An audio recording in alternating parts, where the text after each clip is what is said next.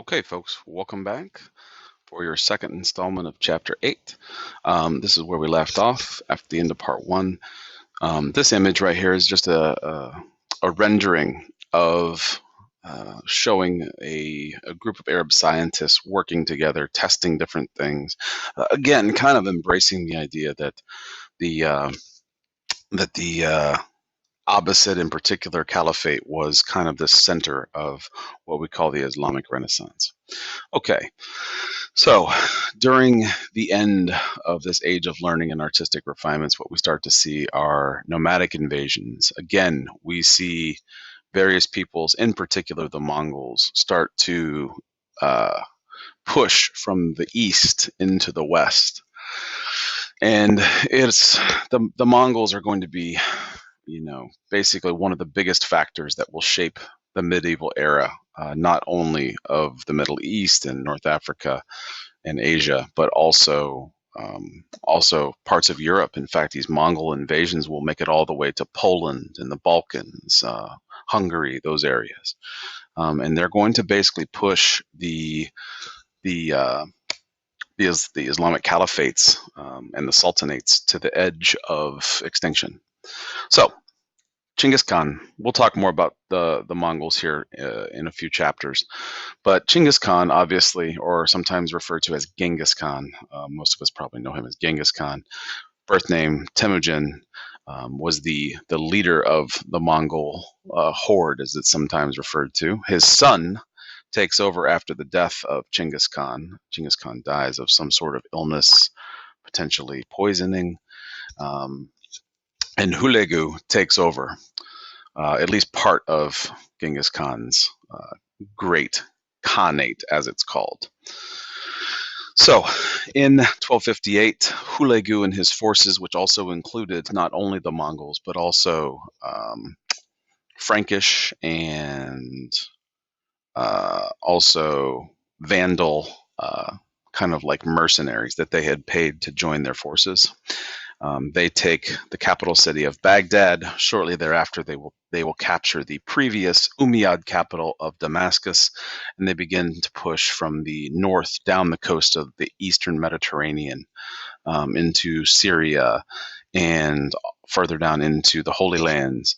And finally, the Abbasid Caliph is killed in 1258 when Baghdad falls, and there was a group of Muslims that were basically based out of Egypt, and originally during the Boyid conquest of the Abbasids, that original kind of decline of the Abbasids, the Boyids created they had a different sultanate that kind of ran the areas in and around Egypt, the Red Sea, and the southern Arabian Peninsula, as well as the eastern coast of that peninsula.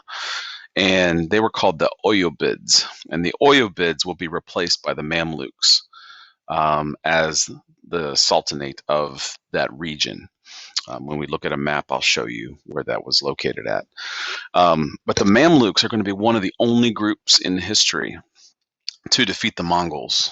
And the Mongols will be defeated, and the Mongols will basically stop their advancements into any further into the caliphates or the former caliphates. A guy by the name of Babers will lead the forces, the Mamluk forces, against those Mongols. Okay, like I said, we're gonna talk more about the Muslim conquest by the Mongols, which is going to occur in the mid to late 1200s and then continue into the 1300s. But we'll talk about them a little bit later. What I want to focus on now is how Islam spreads to South Asia, and a couple overlying beliefs that cause some issue here for the Hindus as they press into India will be the clash of Hinduism versus Islam. And under Islam, regardless of the different sects or divisions of Islam, Islam truly embraces what we call egalitarianism. And egalitarianism is the concept of the idea that individuals are created to be equal. They should be viewed as equal, even though in a lot of cases in these caliphates, they were not created equal. I mean, they were created equal, but they were not treated equally. But what we do see is that that rigid Indian caste system that we had alluded to in previous chapters really comes into stark conflict with that. But just like Buddhism had provided some hope for these folks, especially in the middle and lower castes, Islam is incredibly enticing because of the fact that now that the Muslims are starting to influence India much, much more than they had in previous years. The Indians that were in this rigid caste system, especially in those middle and lower classes, really find supporting Muslims a lot easier and a lot more personally beneficial. So again, we have this conflict between the Indian caste system and egalitarianism. But again, in order for these Hindus to be part of this caste system, or I'm sorry, to get out of the caste system and become more Muslim, they have to kind of convert over to the idea of monotheism, which is, again, in strong contrast to Hindus' polytheism. Okay, I would suggest, folks, that you take a look at that chart. That chart actually is kind of just nice to take a look at. This is current day populations of Muslims through various countries and et cetera, et cetera. But if you look closely, look at India.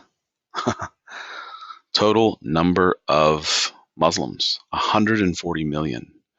All right, look at Indonesia, 188 million, by far a majority of their 216 million population.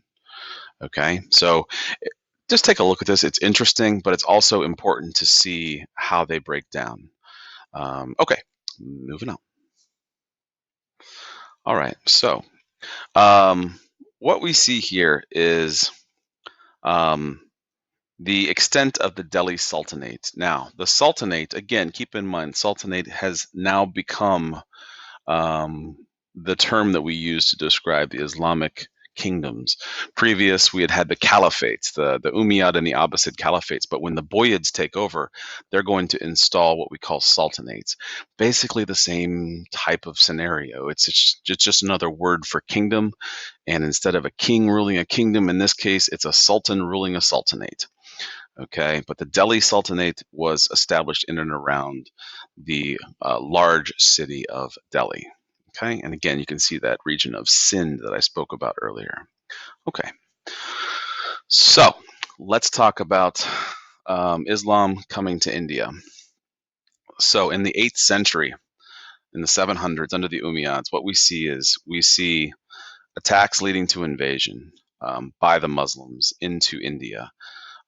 And again, the Muslims had a technological advantage over the Hindus. And one of the first Umayyad generals to invade India was Muhammad ibn Qasim. Muhammad ibn Qasim, you can see, this is his picture. He's going to basically take over and conquer the area of Sindh. All right, it's basically the region right between the Umayyad Caliphate and the main subcontinent of India. And what happens is this is going to be that first application of the practice of the dhimmi, or the people of the book, where the people of the book, even though they're taxed, they're allowed to continue to worship as they see fit. And the Hindus will now be viewed or treated as people of the book, even though they are technically not, obviously, an Abrahamic religion. Hinduism predates Judaism. So in this case, they will still be treated as dhimmi. So after the initial invasion / fighting is over and these people are secured by the Muslims, they will be treated as dhimmi, as people of the book, just like Jews and Christians previously. Okay, we start to see lots of Islamic influences in the Indian culture. In fact, one of the prime examples is this building that I hope we all recognize. This is the Taj Mahal, which was built a little bit later down the road in the 1500s. But this Shah Jahan is the Sultan that builds the Taj Mahal. But again, Indian blended with Islamic culture, syncretism. Okay, in this case, it's architecture, and this was built as a tomb for his wife. So it just that's one heck of a coffin. Um, so again, you can see the syncretism, and it's important to understand that. And it's not just Muslim culture that impacts Indian culture; it's Indian culture that also impacts Muslim culture, and we'll take a look at that here in just a second. I'm going to show you a picture of a shrine. Um, Again, what we start to see is science, math, medicine, etc., all being injected into Indian culture. Okay, in particular science and math, but also medicine and music. And again, like I said, there's a reciprocity here. India also influences the Arabs, in particular with art, architecture. Okay, and again, right here is that picture of that shrine that I was talking to you about. Again, you can see we've got minarets here, and minarets that have Islamic symbols, but yet we have sculptures that are very Hindu in nature, very ornate. We also have some of the archways that are fairly Islamic in nature. That pointed arch that we had looked at in chapter 7. Okay, so a second wave of Muslim invasions in the 10th century. In the 1100s, we see Mahmud of Ghazni invade Afghanistan, which at this time was still considered heavily influenced by India. But again, you're getting more towards a Turkic-speaking group. So you have some influence of Turkic-speaking nomads here. And in this case, Mahmud of Ghazni he was not a nice man. When he invaded Afghanistan, which at that time was called the region of Kashmir, when he invaded, he was not nice to the people. And in fact, one of the poets that we spoke about, Omar, had actually traveled with Mahmud of Ghazni and saw some of the atrocities that he carried out in Kashmir. And then from there, he moves south. So he goes from the Islamic heartlands and moves directly east into Afghanistan. And then from Afghanistan, he goes straight down into the Indian heartland. Okay. Another not nice man, Muhammad of Gur. Sometimes Gur is pronounced different ways, but again, same man. This second invasion was really more meant to capture treasure and was meant to establish trade networks that would pump money back into the Sultanate. And what we see is the formation of the Delhi Sultanate. And the Delhi Sultanate is actually going to be in place for over 300 years. So again, India has unfortunately had kind of a long history from the Aryan invasion, 1800 BCE, all the way until we see the invasion of the Muslims. They will be controlling the Indian subcontinent for 300 years, and then the British are going to show up, and then they're going to establish the British Raj. Okay, patterns of conversion. What we see is a lot of converts, especially among Buddhists, the lower castes, and in particular the untouchables. Buddhists found the idea of Islam a little more enticing because there was no reincarnation, or at least reincarnation as the Buddhists saw it. They saw Islam as a way to reach the afterlife, and to have value in this life before you were reincarnated, before you were enlightened, etc. And obviously, we can see the easy connection between the lower caste and the untouchables. That's kind of a no-brainer. If you're in a caste that you don't like, you can never get out of it. But if you decide to hop over to Islam, now you're egalitarian. Now you mean something. So it was very, very, very enticing for both Buddhists as well as Hindus. And during the 13th and 14th centuries, the 12 and the 1300s, we see lots and lots of Muslims fleeing the Mongol invasion, and they will set up shop in the areas of India that were already under Muslim control, and from there they'll actually spread further into the interior of India. One of the things that we do see is that the high caste Hindus do not accept Islam. Why? Well, let's think about that for one hot second. If you're in a high level of the caste system, perhaps a Brahma, you don't want to change. Like, this system benefits you. You don't want to see it fall. And the Muslims did not integrate well with Hinduism. Islam does not really take kindly to any kind of polytheistic ideas. So there really was no reciprocity where we had Indians joining the Islamic faith. We do not see Muslims joining the Indian faith. Again, we see lots of spreading of Islam, not only into India, but further deeper into Southeast Asia. We have long distance traders. We have ulama and the Sunnis, the Sufis in particular, not Sunnis, sorry, Sufis pushing further and further into the interior of India, and then from India on into Southeast Asia. And they will really establish a strong, strong following. Most will adopt as opposed to being imposed, meaning that there's not a lot of forced conversions. And a lot of that is given the circumstances of the previous religious settings of these areas. A lot of oppression had come through the religion, especially in India and in Southeast Asia to some degree. But again, Buddhism was not attractive to all people all of the time because it didn't give them that idea that they were immediately important. Islam provided that. Some of the things that we start to see as Islam moves deeper into Southeast Asia, we see that the Quran's teachings are kind of adjusted and altered to kind of fit the new recruits, or the mawali, that Islam is trying to pull into its ranks. And what this does is it spurs on movements of purification. Again, like the whirling dervishes of Istanbul. As the religion gets watered down to take on new converts, there are people in that religion that say, hey, wait a minute, we don't like this. You need to get back to what we originally started doing. And what we see is movements to try to purify the Islamic faith.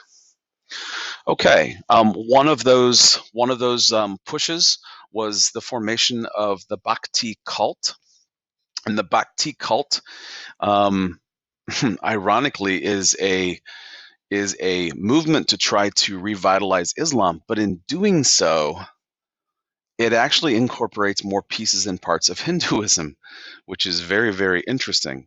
So what it does is it kind of says Islam is not doing everything it should do, but yet we can't discount the native religion. So what they do is we start to see like a blending.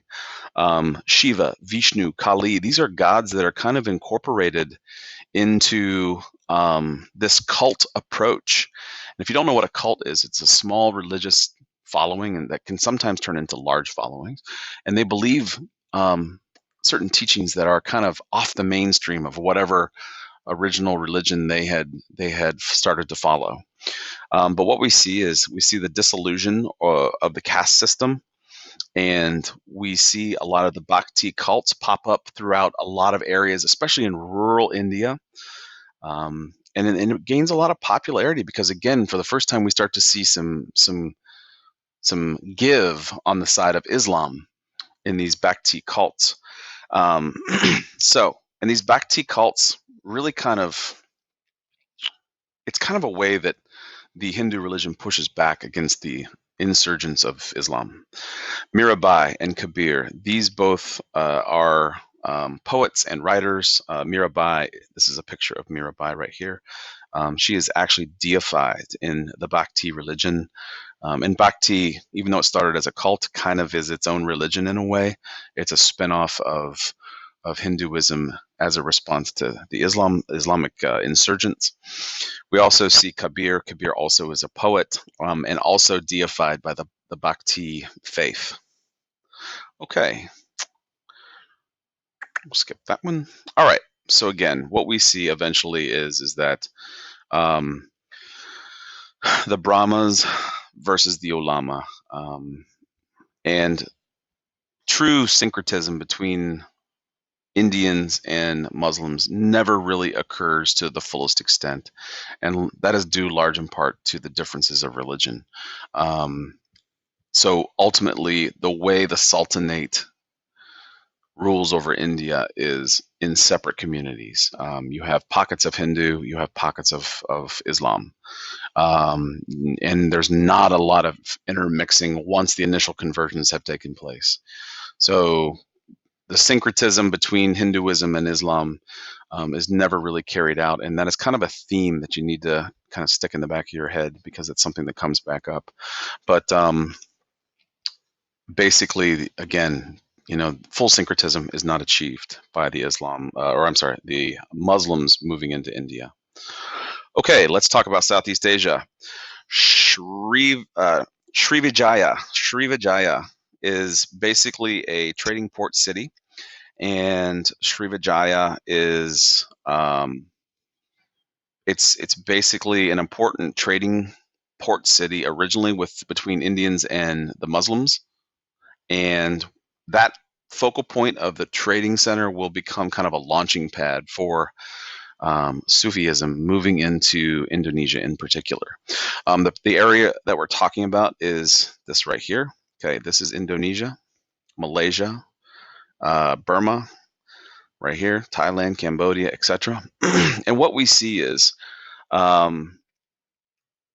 we see that trading leads to peaceful conversions. Again, when Islam starts to become more present in these areas, the people say, "Ooh, what's this new religion? You mean I matter? That sounds great. Sign me up." And what happens is that Sufism in particular, who are also shrewd traders and are some of the first Muslims to come to this area, they're going to really push their religion, and the religion will kind of take off and become a focal point for this region, which is why Southeast Asia, in particular Indonesia, is almost exclusively Sufi Islam or Sunniism. Okay, the Straits of Malacca. Malacca is basically this body of water right here.